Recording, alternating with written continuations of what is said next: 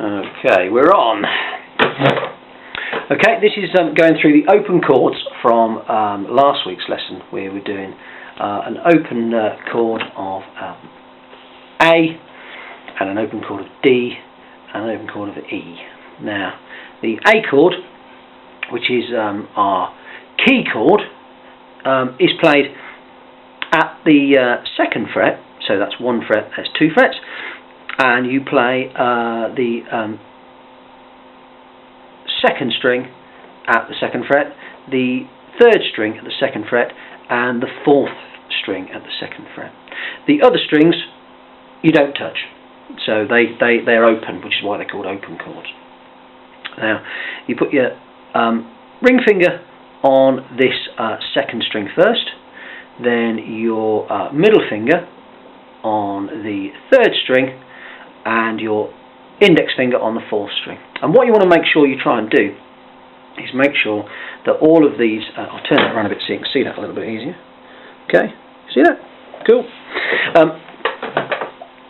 You want to make sure that all these notes ring free, so you don't want to be touching any of them to make some funny noises. So they want to be sounding like this,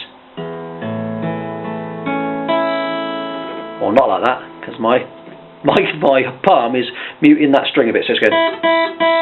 So I want to come away a little bit, so it's ringing clearly. This finger can also come up a little bit sometimes and make that string vibrate, so you want to keep it there so that so they all sound nice and ring free on their own. Okay, that's an A chord. Now with your D chord, it is your middle finger on the first string at the second fret, your index finger on the third string at the second fret. So you want this one here and this one here. I don't know if you can see that clearly there. But you, this finger, your middle finger then, no sorry, get that right, your ring finger goes on the second string at the third fret. And basically what you want to be doing is you don't want to be playing this string here. This string doesn't get played, because if you play it with that one, it doesn't really go with it. So you can just aim to play these 4. Just play those 4. If you catch that one by mistake, it doesn't really matter, because it sounds good whether you play it or not. So really aim to play these 4, and you could get your plectrum and just aim to play these ones here. Okay, that's your D chord. Now your A chord starts with your index finger 1, 2, 3 strings up at the first fret, like that.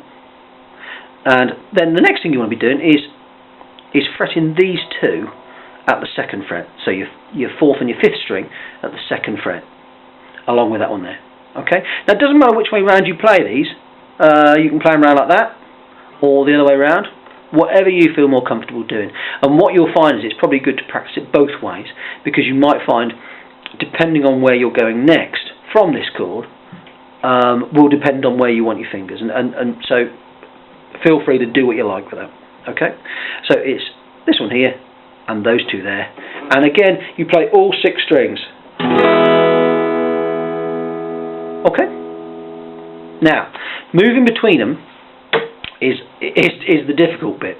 Now, what I tend to do is, I know I've shown you your A chord, where I can turn that around a little bit so perhaps you can see a bit better.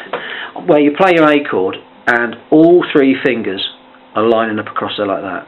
I don't actually play it like that. I play it with this finger here. So whereas that finger would be there, I actually put that finger across onto that string, and this finger comes in behind like that. Now the reason I do that is it's easier to change between chords, because it means that this finger doesn't really move that much. So there's my A. Now when I play my D, I take those 2 fingers off and put them down there, and this finger doesn't move. And when I go from an A to an E, this finger stays on, just slides down to there and goes on there. So basically, if you watch what happens to this finger, see, it's probably easy to see it from here. if I play an A, if I just play a little progression there, if you go,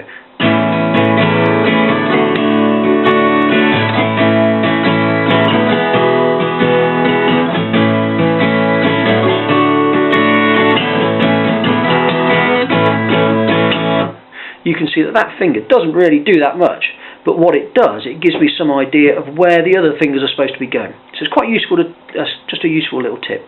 And I think that's it for that lesson.